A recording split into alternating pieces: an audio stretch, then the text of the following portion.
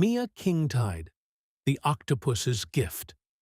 Book 1 of the Mia Kingtide Ocean Adventures series by Luke Kilpatrick. Published by Pitter Patter, Diving LLC.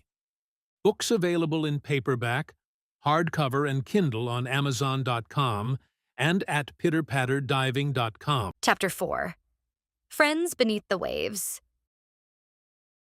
The waters of Monterey Bay shimmered with the morning light as Mia Kingtide paddled her kayak through the calm waves.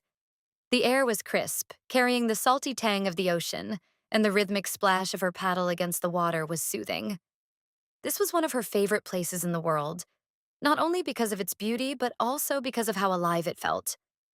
She had been coming out here more and more often lately, ever since the octopus gave her the magical shell that changed her life. Today, though, felt different. There was something about the bay, something alive and buzzing just beneath the surface. She could feel it, a faint hum, as though the ocean was calling to her. A little further out, her dad, Luke, stood at the helm of Pitter Patter, their family boat. He kept an eye on Mia's kayak as it glided toward the kelp forest. Remember to stay near the edge of the forest. He called over the VHF radio. I'm keeping watch from here, but give me a call if you need anything. Got it, Dad. Mia replied into the handheld VHF clipped to her life jacket. She glanced back at the boat, the sight of it comforting. Her dad's watchful eye gave her confidence to explore, but she also knew he trusted her to handle herself. All right, let's see what the day has in store, Mia said aloud, resting her paddle across the kayak. She leaned over the side, peering into the clear water. That's when she saw him. A sleek harbor seal popped his head above the surface, his round, dark eyes locking onto hers with unmistakable curiosity. His whiskers twitched, and he let out an excited bark before diving underwater and surfacing again, this time closer to her kayak. Hello there, Mia said, leaning over. The seal tilted his head and barked again, this time in a way that Mia could understand. Are you Mia? The human who can talk to us? Mia's heart leaped. I guess I am. How do you know about me? Oh, word travels fast in the bay, The seal said, spinning in a circle. I'm Flip. I've been wanting to meet you. Before Mia could respond, there was a loud splash behind her, and she turned just in time to see a playful sea lion leap out of the water and twist midair before landing with a splash. Did someone say, Mia? The sea lion called, her voice high-pitched and full of energy. She swam up to the kayak, bobbing up and down. I'm Luna. I've been looking for you too. Flip said you're the human who actually listens to us. Mia laughed. I guess I am. It's nice to meet you, Luna. A moment later, a small, furry face appeared above the water. The otter floated on his back, holding a clam in his paws. I'm Marlowe. He said calmly, his voice quieter but no less friendly. I don't normally bother with humans, but you seem different. Mia felt warmth spread through her chest. It's nice to meet all of you. I've never had animal friends before. Well, get ready, because we've got a problem. Flip said, suddenly serious. Flip, Luna, and Marlowe swam closer, forming a little circle around Mia's kayak. There's something wrong near the aquarium intakes. Flip said, his tone urgent. An old deflated life raft is stuck down there, and it's a mess. It's trapped a bunch of animals because it is covered in old fishing lines and nets. This whole mess is getting all tangled around the intakes. Luna nodded, her eyes wide. We tried to move it, but it's too heavy for us. And the crabs tangled in it are not happy. They're pinching everything in sight. Marlowe floated closer, his voice thoughtful. If the raft stays there, it could damage the intake pipes. Those pipes bring water into the Monterey Bay Aquarium to keep the animals there alive. It's really important they stay clear. Mia frowned, thinking about what they had said. She knew the intakes were part of the bay's marine-protected area, meant to shield the ecosystem from harm. They sat about 60 feet below the surface and pulled in cold, nutrient-rich seawater that kept the aquarium's tanks healthy and full of life. But if the old life raft had been blown into the area during a storm, it could cause serious damage to the intakes and the delicate ecosystem around them. I'm going to help. Mia told them, then picked up her VHF radio and called her dad. Dad, I'm heading toward the aquarium intakes. There's an old life raft tangled in the kelp and the intake pipes. It's a mess, and I need to get it out before it causes more damage.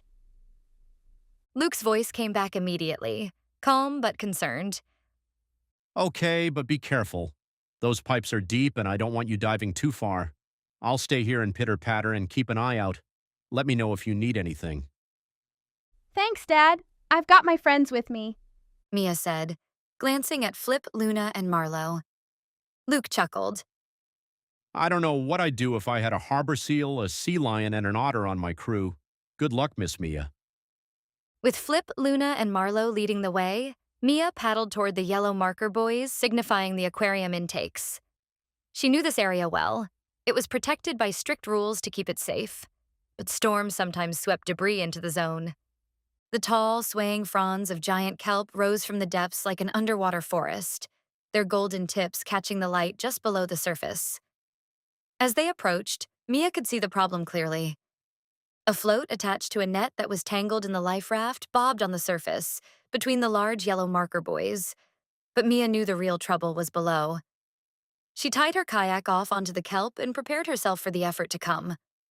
Mia put on her fins and dive mask, securing her shell, radio, and camera in a green bag she secured across her body and waist. She then slipped into the water, her wetsuit shielding her from the sharp chill of the Pacific. The world below the surface opened up before her, an eerie, magical realm of swaying kelp and filtered sunlight. Flip, Luna, and Marlowe stayed close, their movements graceful and purposeful. Though she felt confident with her new marine friends nearby, the sight of the tangled life raft wedged against the intake pipes filled her with unease. The pipes were massive, their metal surfaces weathered by years of ocean currents. Kelp fronds wrapped around the raft like a net of their own, while the tangled fishing nets posed a hazard to anything that ventured too close.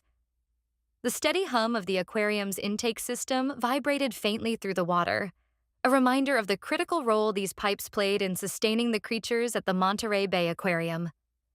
The raft's position near the pipes made the situation even more precarious. I'll free the fish, Luna said, darting toward the mesh.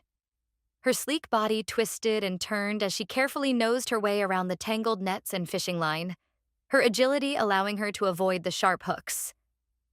I'll check where the ropes and material from the raft is wedged, Flip added, diving toward the base of the pipes. His strong, streamlined body moved with precision as he examined the way the raft had been forced into place by the storm. Marlowe floated closer to the raft, staying near the seafloor where the crabs scuttled in nervous circles.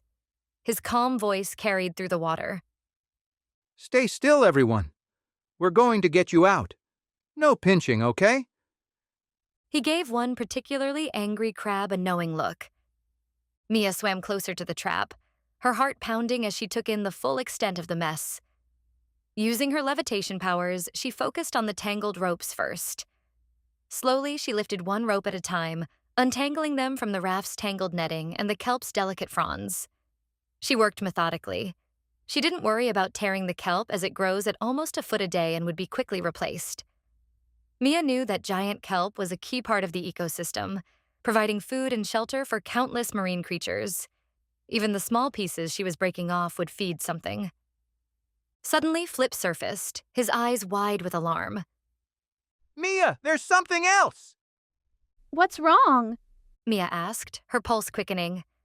The raft isn't just caught on the pipes, it's snagged on one of the intake grates. And the current from the intake is pulling harder than it should. It's trying to suck in the raft. Mia's stomach dropped. The intake pipes had powerful suction to draw in seawater for the aquarium. But if the rubber from the raft got pulled into the system, it could cause severe damage. Not just to the pipes, but to the animals relying on the water. Worse, the suction was creating strong currents that could pull in anything, or anyone who got too close. I'll hold it steady! Flip shouted, diving back down to press his body against the raft and keep it from shifting. Be careful, Flip. Mia called after him, her voice tinged with worry. Luna swam to Mia's side, her playful demeanor replaced by a focused intensity. We have to move fast. The current's getting stronger. Mia nodded, her mind racing. She gripped the glowing shell in her pocket, feeling its warmth spread through her hand.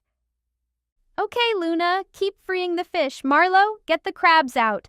I'll focus on loosening the raft from the grate. Mia swam closer to the intake pipes, the hum of the machinery growing louder as the current tugged at her. The raft shifted slightly, as if the suction were trying to claim it.